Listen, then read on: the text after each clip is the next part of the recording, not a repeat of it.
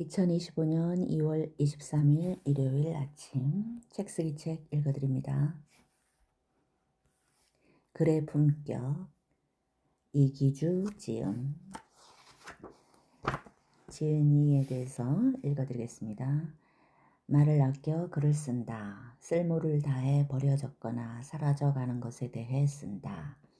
엿듣고 엿본 것을 기록하기 좋아한다. 책과 사람을 평가하기보다 음미한다. 타인의 세계를 존중할수록 내 세계도 깊어진다고 믿기에 가끔은 어머니 화장대에 담담히 꽃을 올려놓는다. 지은 책으로는 언어의 온도와 말의 품격, 그리고 한때 소중했던 것들 등이 있다.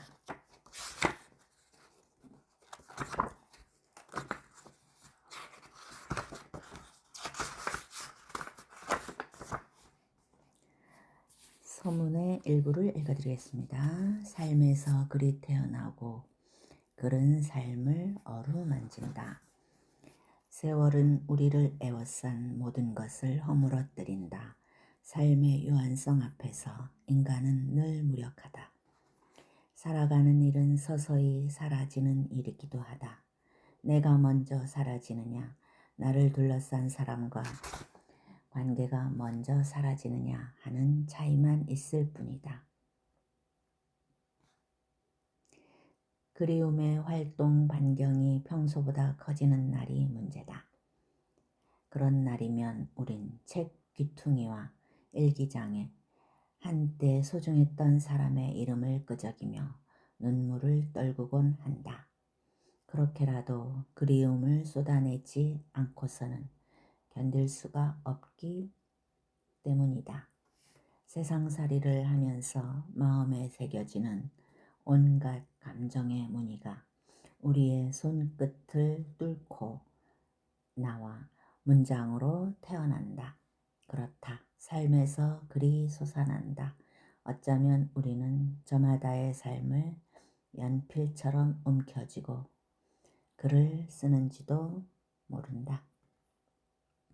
작가로 살다 보면 글쓰기 내공을 쌓으려면 어떻게 해야 하나요? 라는 질문에 휩싸일 때가 많다. 그때마다 대답을 망설인다. 목구멍으로 말을 삼킨다. 어쩔 수 없이 답을 내놔야 하는 상황이라면 하고 싶은 말의 절반만 한다. 애초에 정해진 답이 없기도 하거니와 글쓰기에 관해 많은 걸 알고 있다고 착각하면 자칫 아무것도 모르는 사람이 되기 때문이다. 난 평생 글을 쓰고 나서 생을 마감할 즈음에야 나만의 답을 조심스레 내놓을 수 있을 듯 하다. 세상 모든 것에는 나름의 격이 있다. 격은 혼자서 인위적으로 쌓을 수 있는 게 아니다. 삶의 흐름과 관계 속에서 자연스레 다듬어지는 것이다. 문장도 매 한 가지다. 품격 있는 문장은 제 깊이와 크기를 함부로 뽐내지 않는다. 그저 흐르는 세월에 실려 글을 읽는 사람의 삶 속으로 퍼져나가거나 돌고 돌아 글을 쓴 사람의 삶으로 다시 배어들면서 스스로 깊어지고 또 넓어진다. 깊이 있는 문장은 그윽한 문향을 풍긴다. 그 향기는 쉬이 흩어지지 않는다. 책을 덮는 순간 눈앞의 활자는 사라지지만 은은한 문장의 향기는 독자의 머리와 가슴으로 스며들어 그곳에서 나름의 생을 이어간다. 지친 어깨를 토닥이고 상처를 어루만지는 꽃으로 피어난다. 한 권의 책 안으로 들어가는 문은 하나지만 밖으로 나오는 문은 여럿이 아닐까 생각한다. 책 안에 다양한 샛길이 존재하기 때문이다.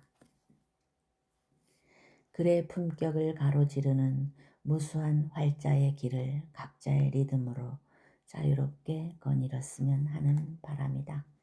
길 위에서 무엇을 보고 듣고 느낄지는 오로지 당신의 몫이다.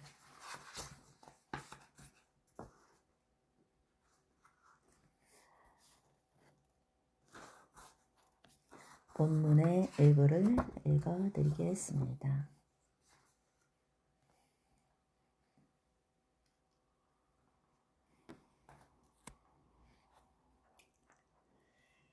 난 글쓰기에 관한 질문에 휩싸일 때면 몇 초간 숨을 들이마신 뒤 슬며시 입을 연다. 잘 쓰는 것보다 잘 느끼는 게 중요한 것 같아요. 마음을 들여다보면 도움이 될지도 모르겠네요. 언어의 온도, 말의 품격, 한때 소중했던 것들은 모두 내 마음의 밑바닥에서 태어났다. 글을 쓰는 일은 마음의 상태를 살피고 기록하는 일이 아닐까 생각한다. 돌아보면 내 마음과 정면으로 마주할 때 글쓰기의 문이 열리기 시작했고 스스로 내면을 향해 걸어 들어갈 즈음 작가의 길로 접어들었다. 언제나 길은 바깥이 아니라 안쪽에, 마음속에 있었다.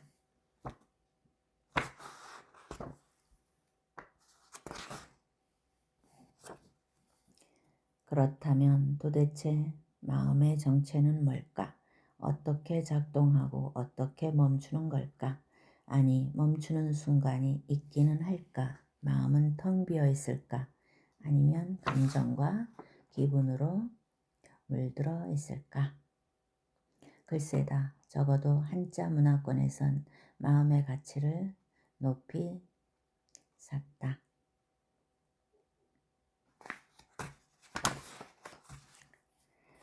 마음은 한없이 원초적이고 예민하다. 거기엔 삶의 희로애락이 촘촘히 기억된다. 각인된다. 밝은 무늬만 새겨질 리 없다. 슬픔과 좌절처럼 어두운 문양까지 고르게 새겨진다. 그러므로 삶을 온전히 글로 옮기려면 마음에 울려 퍼지는 희망과 환희뿐 아니라 울음과 함께 터져나오는 통곡과 절규를 외면하지 말아야 한다. 누군가를 사랑할 때 상대의 미소만이 아니라 눈물까지 살펴야 하는 것처럼 말이다.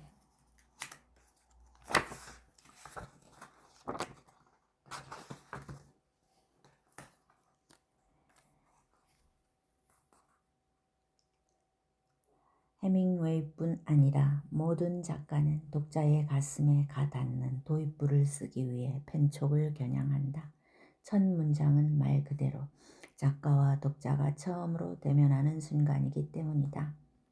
다만 머리와 마음에 떠다니는 생각과 감정을 낚아서 언어의 형태로 전환하고 그것을 적절한 위치에 배치하기란 쉽지 않은 일이다. 첫 문장이라는 새싹을 노트북과 원고지에 심을 때 나름대로 효율적인 방법이 있다는 사실이다.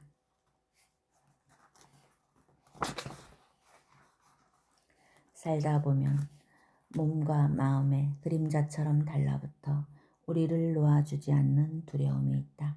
키보드에 손을 얹고 살아가는 사람들이 느끼는 첫 문장에 대한 근심과 공포도 마찬가지일 것이다. 완벽하게 벗겨낼 수 없는 두려움이라면 가슴 깊은 곳에 구겨 넣어서 그것이 함부로 고개를 들지 못하도록 조련을 해보는 건 어떨까 하는 생각도 든다.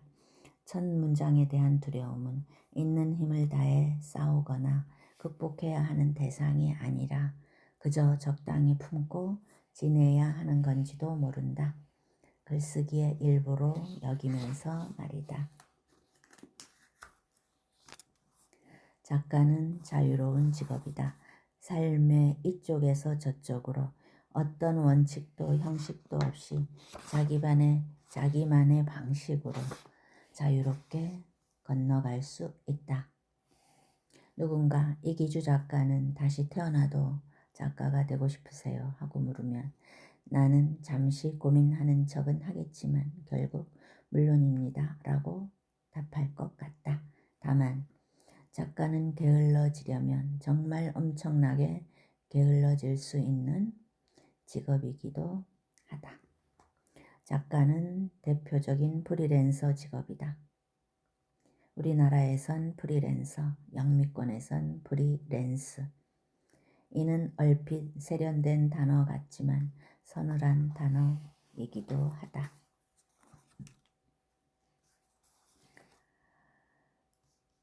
자기만의 리듬을 잃지 않고 적당한 긴장감을 유지하는 작가만이 꾸준히 책을 펴낼 수 있다. 용병도 작가도 긴 생명력을 지니려면 나름의 경쟁력을 확보해야 한다. 특히 전업 작가로 살아가기 위해선 녹록지 않은 현실의 벽을 넘어야 한다. 출판시장은 전보다 진입장벽은 낮아졌을지언정 레드오션이 된 지 오래다. 독서 인구는 늘지 않고 작가는 범람한다.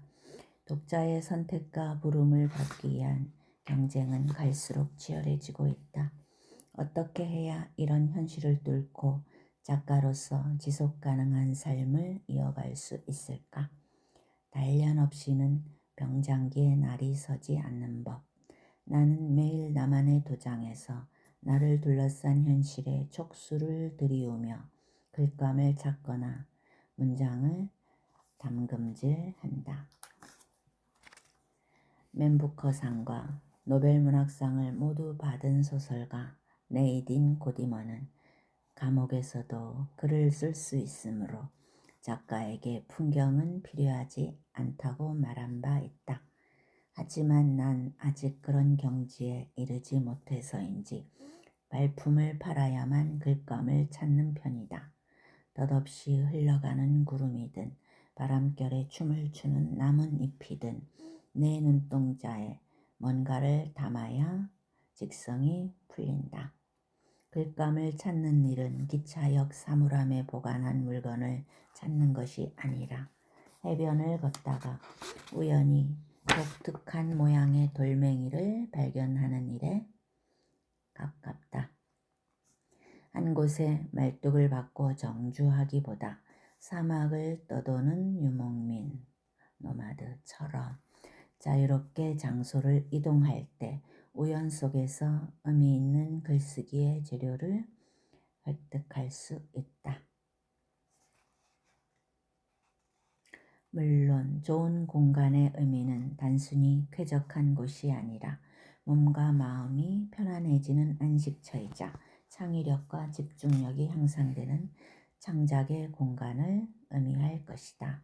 머릿속에서 빠져나온 문장이 손가락 사이로 흩어지지 않고 차분히 쌓이는 곳, 일상에서 얻은 깨달음과 아이디어가 솟아나 등잔 밑이 어둡다는 속담을 가르며 사방으로 쭉쭉 뻗어나가는 곳 말이다.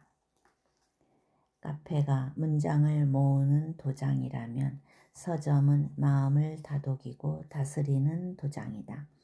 특별한 일이 없는 날이면 점심을 먹은 후 노트북을 챙겨 서점으로 향한다. 문학과 인문 코너를 배회하다가 내 책을 읽는 독자가 보이면 슬쩍 인사를 건네기도 한다. 배부르면 눕고 싶고 누우면 자고 싶다는 말이 너무 당연하게 여겨질 때, 그러니까 나태와 게으름이 내 안에서 꿈틀거릴 때도 나는 서점을 찾는다. 창작의 기운이 샘솟는 장소는 작가마다 다른 듯 하다. 어떤 소재는 너무 오래 묵혀두면 쓸모를 잃고 기억 밖으로 사라진다. 그것이 증발하기 전에 집필, 즉 붓을 잡고 시간을 들여 구체적인 문장으로 전환할 필요가 있다. 아이스크림처럼 스르르 녹아버리기 전에.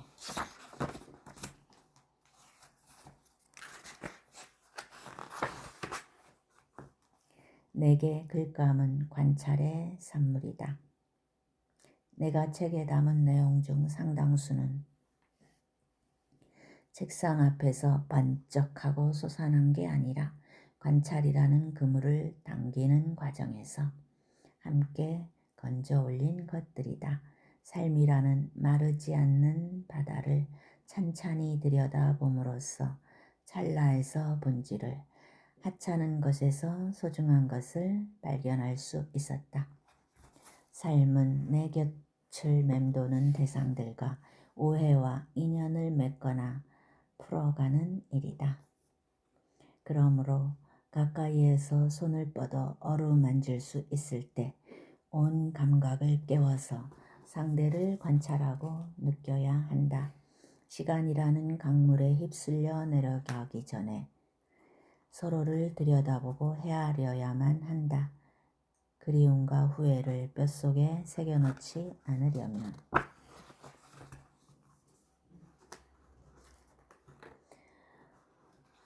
우린 종종 지난 날을 후회하며 탄식한다. 회한에 젖고 또 젖으면 입술을 깨물고 눈물을 삼킨다. 회한이 없는 사람은 없다. 누구나 과거를 되씹으며 살아간다. 회한의 마음이 한탄과 후회에 그치지 않고 성찰과 통찰로 이어지는 경우도 더러있다. 필설양면에 걸쳐 유려하고 품격 있는 언어를 구사한 윈스턴 처칠의 회고록이 좋은 예다. 전문적으로 글을 쓰는 사람들 사이에서 농반진반으로 오가는 말이 있다. 기자의 글은 건조해서 재미없고 학자의 글은 현학적이라서 재미가 없는데 더 심하게 재미없는 글은 정치인이 쓴 글이다. 물론 편견이다. 이 편견에 어퍼컷을 제대로 날린 사람이 바로 처칠이다. 뛰어난 연설가이자 통찰력 있는 문필가였던 그는 전후 6년간 집필한 회고록 제2차 세계대전으로 노벨 문학상을 받았다. 총 6권에 이르는 제2차 세계대전에는 처칠이 전장의 한복판에서 건져 올린 통찰과 인류사의 재앙을 막지 못했다는 회한이 품격 있는 문장으로 아로새겨져 있다. 문명과 전쟁, 인류에 대한 그의 성찰은 루스벨트 미국 대통령과 대화를 나누는 장면에서 극명하게 드러난다. 처칠은 다시는 전쟁의 참화가 일어나선 안 된다는 것을 강조하기 위해 다음과 같은 문장을 마치 후대에 남기는 이정표처럼 세워놓았다. 어느 날 프랭클린 루스벨트 미국 대통령이 제2차 세계대전을 어떻게 불러야 하는지 의견을 물었다. 나는 즉시 불필요했던 전쟁이라고 답했다.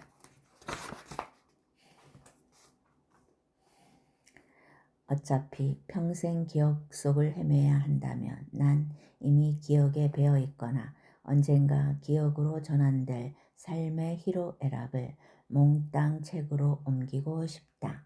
좋은 기억이든 나쁜 기억이든 기억은 문장을 이끌어내는 글쓰기의 원천이 된다. 게다가 기억이라는 잉크는 흘러 넘칠 순 있어도 마르지는 않는다. 돌아보면 언제나 내 책상 위로 기억이 흘렀다. 눈물을 떨구며 기억을 더듬는 손끝에서 나만의 문장이 피어났다. 그러므로 내가 쓴 책은 내 기억의 집합체이며 내 문장은 내 기억을 실어 나르는 배다. 그 배에 실린 기억이 독자라는 육지에 닿아서 내가 겪은 아픔을 이기주 작가도 겪었구나. 비슷한 슬픔의 무게를 견뎠구나 하는 공감으로 거듭난다면 작가로서 더할 나위가 없을 것이다. 글쓰기는 비슷한 아픔을 지닌 사람에게 문장을 건네며 말을 걸어보는 일인지 모르기 때문이다. 혹시 당신도 그랬나요? 한때 눈물을 다 써버릴 정도로 아팠던 기억이 있었나요? 라고 말이다. 사람은 누구나 관계의 홍수 속에서 존중받기를 원한다. 존중을 뜻하는 영어 단어 리스펙트는 반복을 나타내는 위와 보다의 의미가 녹아있는 스펙트로 쪼개진다. 서로를 오래 거듭해서 바라볼 때 존중하는 마음도 싹튼다. 마주치기를 꺼리거나 얼굴을 돌리면서 타인을 존중할 순 없다. 존중받고 싶다면 당연히 배려할 줄 알아야 한다. 존중은 배려를 통해 구체화된다. 배려의 한자는 짝배, 생각할 여다. 관계를 맺는 상대방을 염려하는 것이 배려의 본질이다. 독자를 존중하고 배려하는 글은 어떤 글인가? 질문에 답하기 위해 글쓰기를 요리에 비유해보자. 작가가 자신만의 방식으로 재료를 손질하고 조리해서 그릇에 담아내는 요리사라면 독자는 한 권의 책을 단품 요리처럼 맛보는 손님이라 할 수 있다. 이때 독자를 대접하기 위해 사용하는 그릇은 문장이다. 작가가 하고 싶은 말이나 떠올린 생각은 문장이라는 그릇에 담겨 독자에게 전해진다. 그릇의 생김새는 상관이 없다. 꼭 단정하고 우아할 필요도 없다. 문장을 고르는 작가의 취향에 따른 선택의 문제다. 독자 앞에 그릇을 내놓는 순간이 분수령이다. 같은 요리라도 어떤 그릇에 어떻게 담느냐에 따라 전혀 다른 요리처럼 보인다. 그릇이 달라지면 요리의 맛과 분위기도 미묘하게 달라진다. 마찬가지로 독자는 책을 펼쳐 드는 순간 작가의 생각이 어떤 문장에 어떻게 담겼는지 입체적으로 파악한다. 글의 내용과 구성뿐 아니라 형식적인 요소를 점검하고 작가의 마음가짐을 짐작한다. 만약 그릇 안쪽에 거뭇한 물때가 가득하다면 달리 말해 첫 줄부터 맞춤법에 어긋나는 표현과 오타가 넘실된다면 어떨까? 아마 독자는 작가로부터 존중받지 못한다고 느끼고 책장을 넘기는 걸 주저할 것이다. 한글은 섬세하다. 섬세한 건 예민하다. 점 하나 있느냐 없느냐에 따라 뜻이 돌변한다. 남이라는 글자에서 점 하나 지우면 님이 되고 님의 점 하나만 찍으면 도로 남이 된다. 예민한 건 날달걀을 쥐듯 조심스레 다뤄야 한다. 내 글을 읽는 사람을 존중한다면 어문 규정이 고루하다고 한탄하기 전에 그것에 맞춰 문장을 매만지고 있는지부터 돌아봐야 한다. 옥의 질은 빛깔만이 아니라 종종 티가 좌우한다. 옥을 고르는 것도 중요하지만 티를 제거하는 일도 소홀히 해선 안 된다. 형식에 얽매여선 곤란하지만 형식을 가다듬을 줄은 알아야 한다.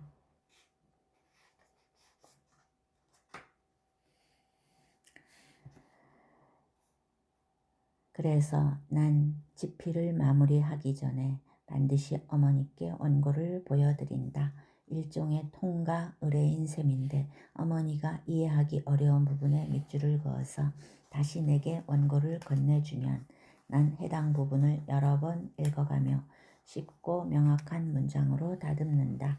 입에 착착 붙는 느낌이 들 때까지 표현을 고치고 또 고친다. 어머니의 독해력을 과소평가해서가 아니다. 어머니가 술술 읽을 수 있다면 다양한 연령층의 독자가 쉽게 읽을 수 있기 때문이다. 글의 품격은 문장의 깊이뿐 아니라 문장의 개방성에서 비롯된다고 믿기 때문이다.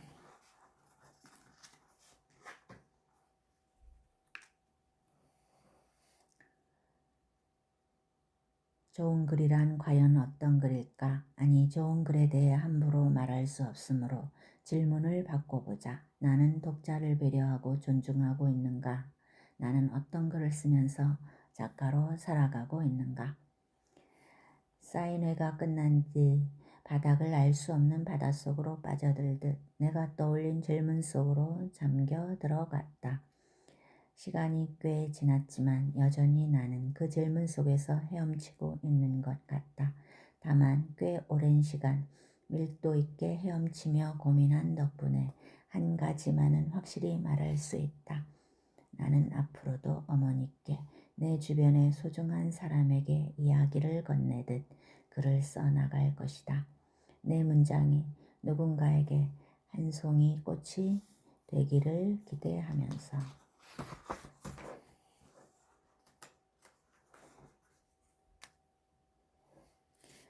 글쓰기에서 지나친 욕심은 모든 화의 근원으로 작용한다.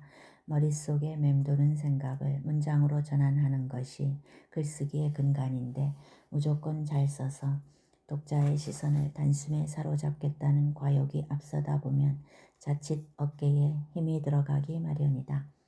과욕과 부담감이 깃든 문장에는 불필요한 문장 성분과 별다른 역할을 하지 않으면서 본 용언 뒤에 붙는 보조 용언 따위가 잡동사니처럼 달라붙는다. 그러면 문장은 쓸데없이 길어지고 문단은 풍선처럼 팽창한다. 멀쩡한 문장도 문법에 맞지 않는 비문이 될 가능성이 높아진다. 독자는 단어마다 군더더기가 붙어 진득거리는 문장을 곱씹느라 전체 맥락을 놓치게 된다.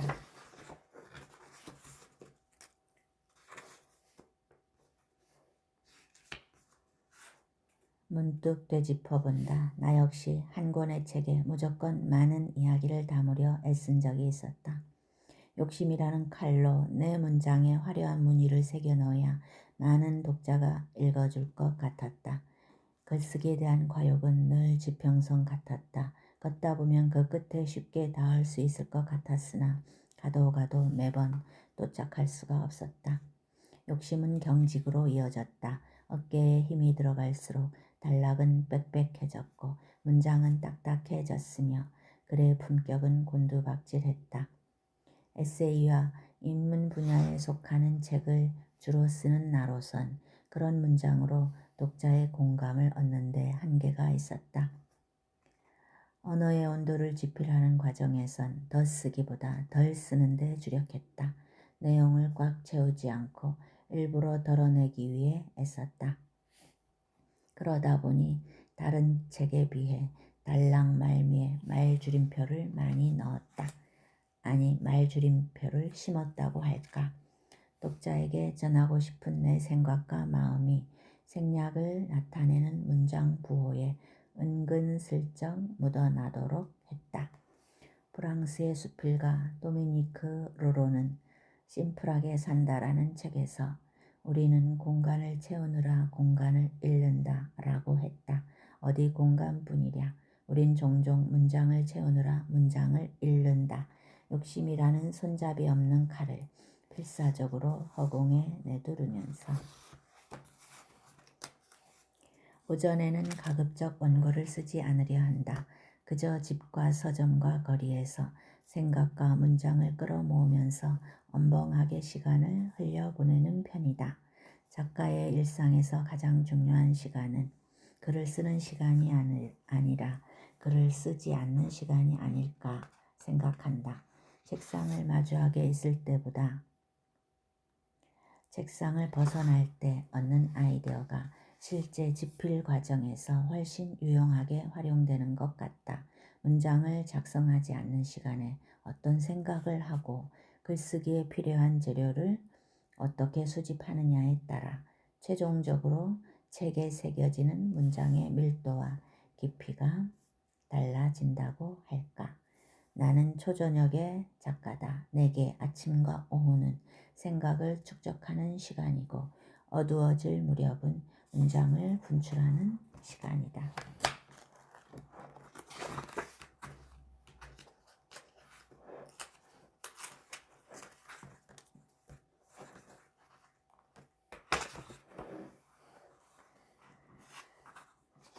글쓰기를 배우고 익히는 과정도 크게 다르지 않다. 글을 짓는 방법은 남이 알려준다고 해서 단번에 터득할 수 있는 것이 아니라고 나는 믿는다.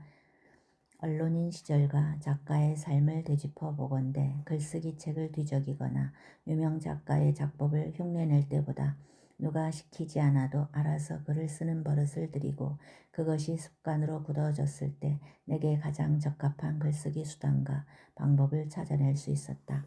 글쓰기 노하우는 그 기술보다 습관에 가깝다. 때론 내가 글을 쓰는 것이 아니라 내 습관이 글을 쓰는 건지 모른다.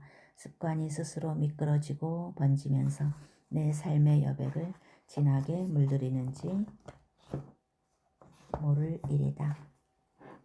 인생 여정뿐 아니라 어쩌면 퇴고의 과정도 그러한지 모른다. 초고에서 퇴고 사이의 거리는 아득히 멀어서 단번에 건너뛸 수 없다. 퇴고라는 목적지에 도달하려면 각기 분리된 것 같지만 결국 하나로 귀결되는 무수한 고쳐쓰기의 길을 묵묵히 걸어야 한다. 곧은 직선이 아닌 둥근 곡선의 궤적을 그리며 구불구불하게 이어져 있는 길을. 그 행로를 어떻게 지나느냐에 따라 글의 품격이 달라진다는 것은 불문가지일 것이다. 나는 내가 쓰는 글이 어머니의 사랑을 닮았으면 좋겠다. 내 손끝에서 돋아나는 문장이 어둠을 가로질러 빛을 향해 날아가는 새가 되었으면 한다.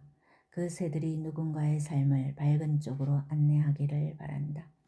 이는 내 쓰기의 지향점이다. 내 문장과 마음이 향하는 방향이다. 지향점은 본디 과거가 아니라 미래의 문제다. 지향점이 어딘가에 따라 걸음을 옮기는 방법과 속도와 리듬이 달라진다. 무엇보다 지향점이 명확하면 나아갈 힘이 생긴다. 문득 돌이켜본다. 뜻대로 흘러가지 않는 삶을 탓하며 어둠 속에서 길을 잃고 바둥거리던 어느 날 어머니는 내게 한 줄기 빛을 던져주었다.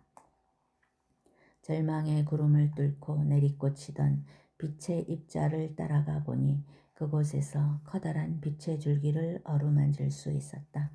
내 안의 어둠이 조금씩 걷히기 시작했다. 내가 살아가는 세계는 여전히 빛보다 어둠이 더 많이 서려 있을지 모르지만 나는 그날의 기억을 가슴에 품은 채 오늘도 펜을 붙들고 어둠 속을 헤맨다. 언젠가 내 문장이 빛이 쏟아지는 곳에 닿으리라 믿으며.